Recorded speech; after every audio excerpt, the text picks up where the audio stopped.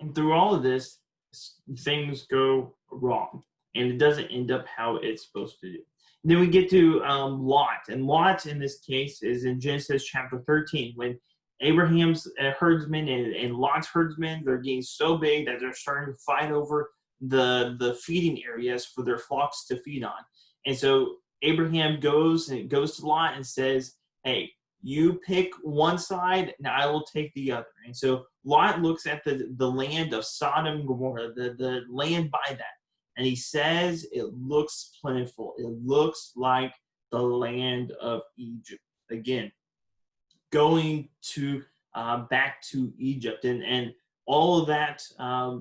How's that again informed? Not well. He loses everything. He loses his son-in-laws. He loses his everything from his house. He loses his wife, and even his daughters are corrupted by this. He just loses everything because of it. And then we get to Isaac, and Isaac faces the same thing Abraham did when there was a famine in the land, and there is no food, there is no water. And so God comes to him before he leaves and says, "Do not do what your father did. Do not go to the land of Egypt." And so what Isaac does is he goes to Gerar, which is the farthest you could go in the land. It's the most southern western portion of Israel. It's in the far corner, and it's about as close as you can get to Egypt while still being in the land. But he still does what God said. And he tries to get as close as he can while still obeying what God says. His son Jacob is actually, for all his faults and parenting and everything that he did, Jacob actually, this is one area that he does very well, and he really shows his father and his grandfather up. He will not leave Egypt, even after Joseph has told him, "Come down, bring everything down. There's plenty of food here. Stay here during the famine." He will not leave the land that God has given him until God comes to him and says, "This is my will. I want you to go down there. While you're in Egypt, I'm going to make you a great nation during this time." And so he won't leave until God says he does. And even when he does go down, he says, "Do not let my body be buried here. Bring my body back to the land. Do not let me rest in Egypt, but bring it back to the promised land." And so we see great faithfulness with Jacob. But then we get to this really, where this theme really takes off. We kind of see some precursors with the founding fathers of Israel. But in Exodus and in Israel, this is where it really takes off. Of course, under Joseph, and while they're in that land, they had many years in which the number of the Israelites grew and grew many, many times, and they became a great nation while they were in the land of Goshen, in the land of Egypt. And the Pharaoh who did not know everything that Joseph had done, did not know who Jacob was. He rose up and he was fearful of the Israelites, and so he put them under slavery. And while they were under slavery, he beat them. He made them make their own bricks for his building projects. And then when Moses agitated him a little bit, he made them gather their own straw for their own bricks for the building project. They were not plentiful. They cried out to God that someone would save them. And so God came and saved them and brought Moses and sent the 10 plagues out as we know it, and brought them out of the land of Egypt. But no sooner had they left Egypt than we see them looking towards Egypt for salvation again, looking towards Egypt and how great it was again. So we can look at through these verses. So if you have your Bibles, turn to Exodus. We'll look through several of these verses of how ungrateful they were. So the first one's in Exodus chapter 14. Exodus chapter 14. This is after they've just gotten out of the land. They've gotten to the Red Sea, and the Pharaoh and his armies are coming out, and they're going to attack them. Israel see that Pharaoh is coming on. They can't go forward because of the Red Sea, and they come in verse 10. Verse 10. Exodus 14, verse 10. When the Pharaoh drew near, and the people of Israel lifted their eyes, and behold, the Egyptians were marching after them. They feared greatly. And the people of Israel cried out to the Lord. They said to Moses, "Is it because there were no graves in Egypt that you've taken us to die in this wilderness? What have you done bringing us out of Egypt? Is this not what we said to you in Egypt? Leave us alone that we may serve the Egyptians, for it would have been better for us to serve the Egyptians than to die in the wilderness." So the first inkling, the first thing that goes bad, while they were coming out of Egypt, while they were fleeing the land, they were singing praises, everything was great. But the first time something goes bad, they say, "You should have left us alone. We were happy in Egypt. We wanted Egypt. Egypt was great." And they have fond memories. Now turn to Exodus 16. We'll see this again. When they have a lack of bread. Exodus 16, verse 2. And the whole congregation of the people of Israel grumbled against Moses. And the people of Israel grumbled against Moses and Aaron in the wilderness. And the people of Israel said to him, "Would we have died at the hand of the Lord in the land of Egypt, when we sat by the meat pots and ate bread to the full, and you brought us out of the wilderness to kill this whole assembly with hunger?" So that we're getting to, they have no bread. They don't have a source of bread, and so they're like, I wish we were back in Egypt when we just ate to the full, where we just had bread plentiful. We should go back there.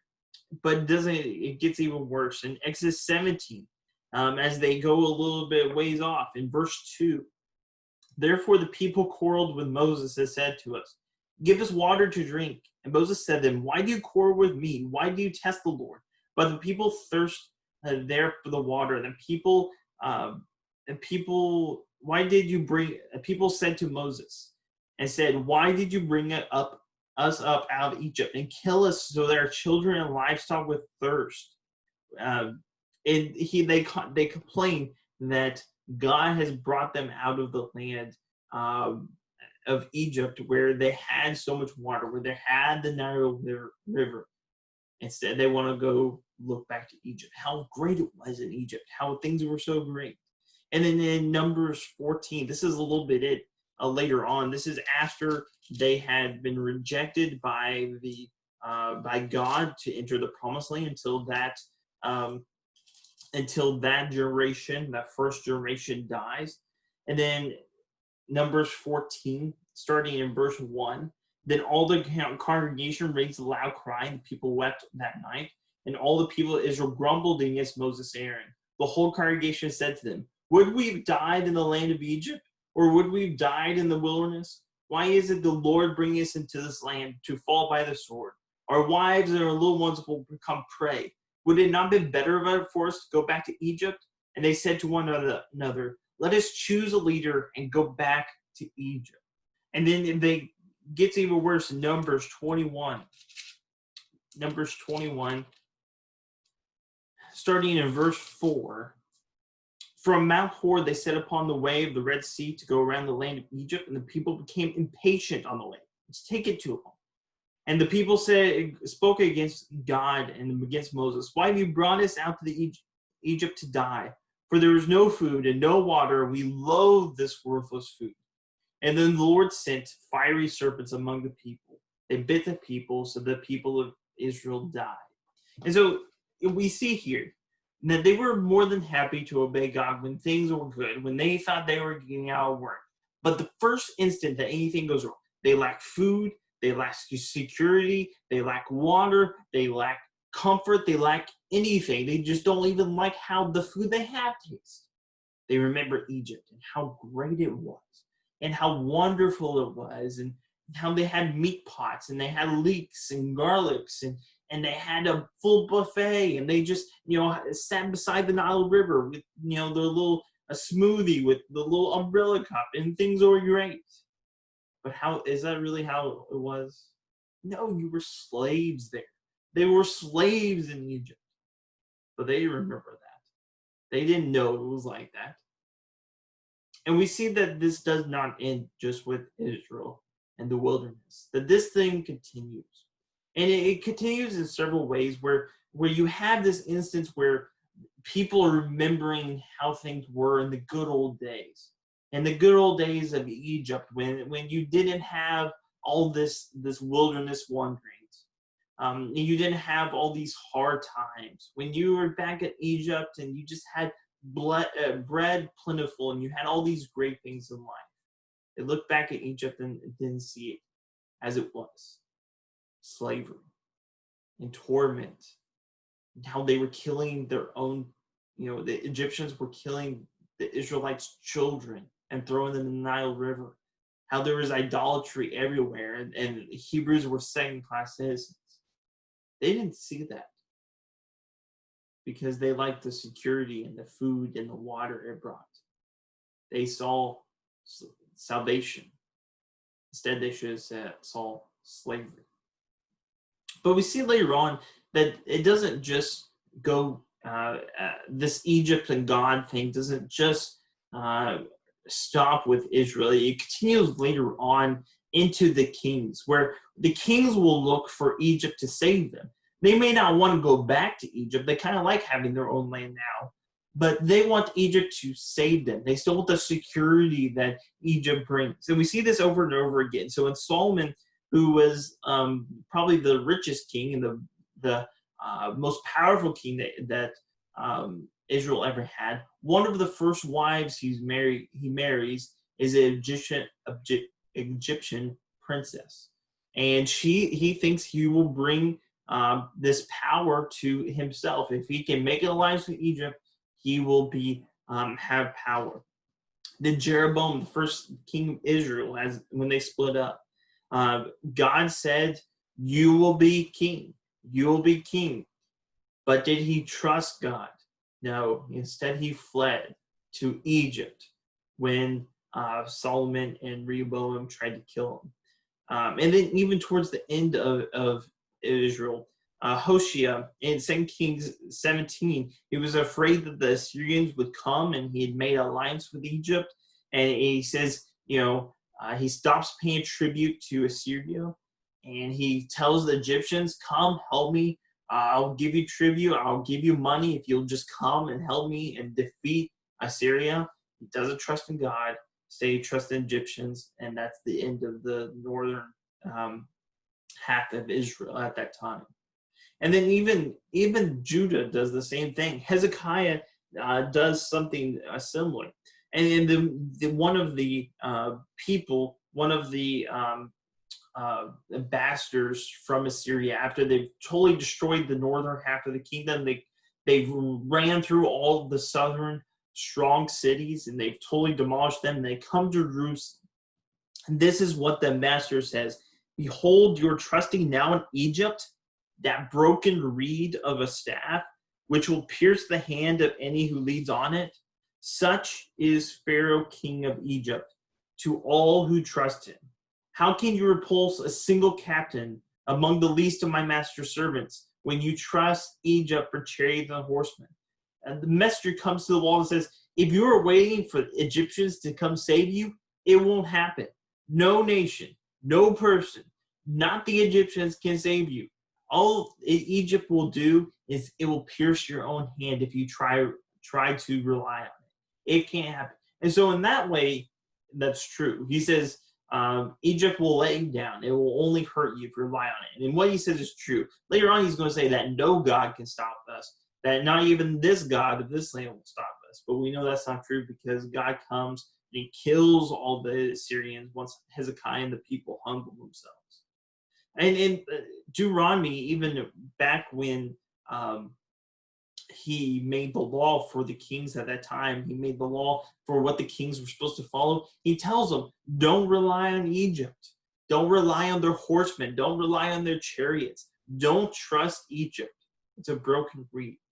But time and time and time and time again, we see the people look for, long for, trust Egypt. When things get bad, they don't turn to God, they turn to Egypt. And time again, it ends badly for them. Anytime things went wrong in life, instead of trusting God, who has constantly been there for them, had taken them out of slavery, given them this whole land, been with them this whole time, they trusted Egypt, who did nothing but make them slaves. They were afraid of hunger, they would turn to Egypt. If they were afraid of thirst, they would turn to Egypt. If they were afraid of hard times, they would turn to Egypt. If they were afraid of another nation, they would turn to Egypt. And every single time it ends poorly. It ends horribly. They want power. They want security. They want the riches that Egypt offers. But it always ends in slavery. And then all the way in the end, I'm going to read one more passage in Jeremiah chapter 42. This is at the end of Judah's kingdom. This is at the very end when Babylon had already attacked once and then taken some of the captives away. And they had taken the governor, the Babylonian governor, over the land that Nebuchadnezzar had put in charge. They rose up and killed him and rebelled against Nebuchadnezzar. And now they heard that Nebuchadnezzar was marching against them. And they said to Jeremiah, we will do as you want. Go ask God, and we will do anything God asks of us. And so God says, surrender. You'll be fine. Just surrender. Don't stay in the city. Stay in the land. Surrender, and you'll be okay. But they are like, no, we don't want to do that. Instead, they decide to go to Egypt. They decide to go to Egypt, and they drag Jeremiah with them. But this is what Jeremiah says as he's trying to persuade the people not to go to Egypt. This is in Jeremiah chapter 42, starting in verse 14. And saying, no, we will go to the land of Egypt, where we shall not see war. This is Jeremiah, like on behalf of the people. This is what they were saying at that time. They're saying, no, we will go to the land of Egypt, where we shall not see war, or hear the sound of trumpet, or be hungry for bread, and we will dwell there. So let's go back to Egypt, where we won't see war, we won't see trumpets, we won't see the coming of doom. We'll actually have bread. Does that sound familiar? Any of this sound familiar? Man is just cyclical. They do the same things over and over. Israel did the same things over and over again, relying on Egypt instead of God. This is what God says to them. Verse 15. You think this is going to end well for you? Verse 15. Then hear the word of the Lord, O remnant of Judah. Thus says the Lord of hosts, the God of Israel. If you set your faces to enter Egypt and to go live there, then the sword that you fear shall overtake you there. If the sword you fear shall overtake you there in the land of Egypt, and famine which you are afraid shall follow you close after you to Egypt, and there you shall die. All men who set their faces to go to Egypt to live there shall die by the sword, by famine, and by pestilence. And they shall have no remnant or survivor from the disaster that I will bring upon them. He says, if you trust in Egypt, you haven't learned your lesson, learn it now. If you trust in Egypt, it's going to be worse for you. There's no salvation in Egypt. You try to flee everything, all the troubles that are in your life right now. If you're trying to flee those by going to Egypt, they're going to follow you there. They're even going to be worse. Do not go to the land of Egypt. But of course they do, and they die. We never hear of those Hebrews, those Israelites ever again. They died there by the sword, by famine, by disease. So what can we learn? What can we learn from this? And why is this significant to us? Why is this whole God in Egypt theme significant to us? I mean, I don't want to go to Egypt right now. I mean, I'd love to go see the pyramids and go see some of the cool architectural stuff and maybe some of the Pharaoh's tombs. That'd be cool. But I don't want to go live there. I don't seek Egypt for security or anything. It's kind of a dangerous place. How is this valuable for us? I think we can apply this to our life. I just want to make two applications for us, and then the lesson will be yours. First question I have for you is, how do you view your past life? How do you view your past life? And I can mean this a couple different ways. One, how do you view your past life before God came and saved you?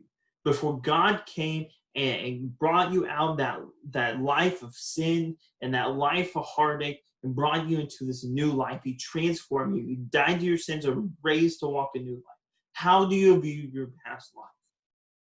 Because when you were in it, When you were in Egypt, when you were in that sin, and sin was all around you, and that's all you knew, how were you? How do you view that? Because when you were in it, you realize that even though there may be some good things, most of your life was slavery. You couldn't get out of your sin. You were a slave to your sin. You were alone. You had no one to help you. You had no one to turn to. You had no really passions. You had no purpose in your life. Slave can't dictate what he wants. It's a slave, and the master dictates what he wants. You're a slave to your own passions, your own lust, and your own desires. And you can never make light of yourself because of that. But when you give yourself to God, and you give up your past life, and you let him bring you out of Egypt, and you cross that Reed Sea, you cross that sea of life in which you're baptized into, and you get to the other side, and you're walking your own life. That's when you can be your own person, and you're free. You're free from all that. This is something that God refers to over and over again.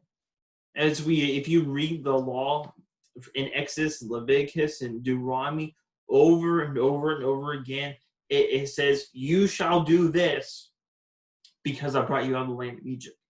You shall treat strangers right because I brought you out of the land of Egypt.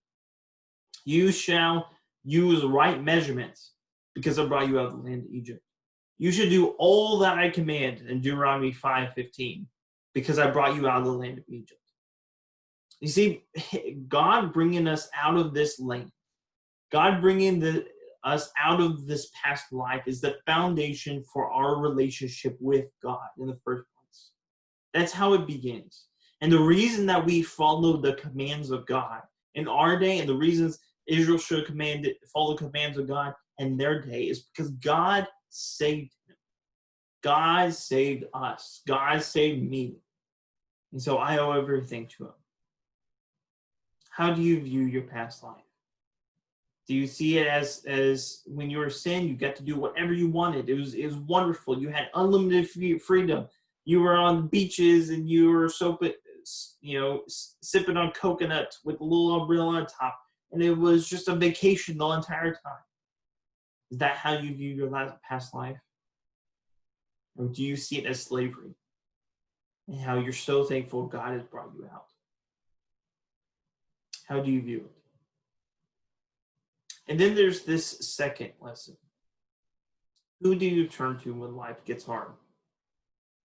Who do you turn to when life gets hard? When you go through trials, when you go through temptations, when you go through struggles in your life, when life gets really hard, and recently it seems to have gotten a little bit harder. There's been plenty of times in the history of the world when it's been plenty tougher. But it's a little bit hard right now.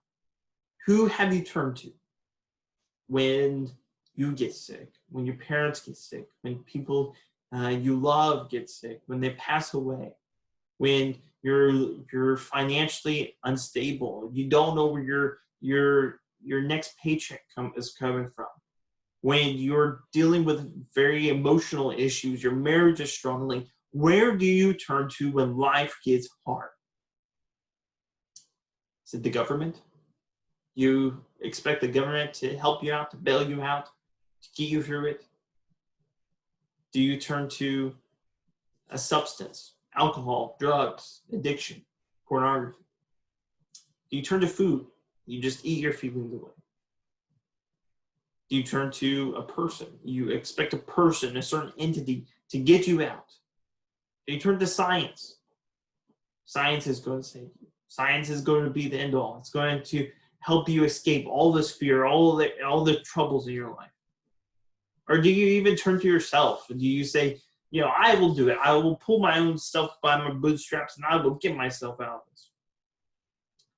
Or do you turn to that one sin that's always plagued you, that you always turn to when life gets all hard, just to escape, just to get away? Who do you turn to when life gets hard? Do you turn to Egypt? Or do you turn to God? Because Egypt promises, and Egypt stands for anything else that we turn to instead of God. Egypt promises something only that God can provide. Egypt will promise you riches and security and food and a great life. Only God can provide those things. Only God can really provide those things. And you know why the people of Israel kept turning to Egypt? Even though Egypt was always a slave master, never really did anything for them. And God was the one always there every single time for them, always there to help them up. Whenever they relied on God, he was there for them as a steady hand to guide them out of the way. You know why they always chose Egypt? Because they were thinking fleshly. Because Egypt was physical. Because they could see Egypt and feel its power. God, it was kind of hard to see. It was a little bit harder to feel his power. You have to think spiritual. You have to think of the higher man to really see God. And so when we face hard times, do we turn to the government to save us, to scientists to save us? And I'm not saying that those things are necessarily bad. There's a place for it. But if that is your first place that you go to for salvation, let me just say that you probably need to evaluate yourself. You probably need to see where your trust is and your faith is. Your first step, your first thing that you should go to whenever life gets hard, when things in your life get out of control, when you are fearful, turn to God. Turn to him in prayer. Trust him. Read his word. Read how he helped other people through similar hard times. And there you will find comfort. Because God does not leave his people. He's always there. And if you rely on him, he will always be there for you. I want to end with the one final passage in Joshua chapter 24. Joshua 24. If I had an invitation song, it would be Dare Stand Like Joshua. Joshua chapter 24, verse 14. Now therefore fear the Lord and serve him in sincerity. Put away the gods that your fathers served beyond the river and in Egypt, and serve the Lord. And if it is evil in your eyes to serve the Lord, choose this day for whom you will serve. Whether the gods of your fathers serve the region beyond the river, or the God of the Amorites in which you dwell. As for me and my house, we will serve the Lord. If you want to serve the gods of Egypt, if you want to serve the gods of the land that you're currently in, or do you want to serve God, Lord? The one that brought you out of Egypt in the first place, the one that saved you from slavery. Choose this day. As for me, my house, what I have control over, I'm going to serve the Lord. My question is for you. Is who are you going to serve? I urge you to evaluate your life. See who you trust. See how you view your past life. Who do you turn to when life gets hard? Will it be God or Egypt? I hope you have a blessed day. If you need anything, let me know. Let the elders, let the deacons know, and we'll be there to help you. If you need anything after this hurricane, we're here to help in any way. I hope you have a blessed day, and God be with you.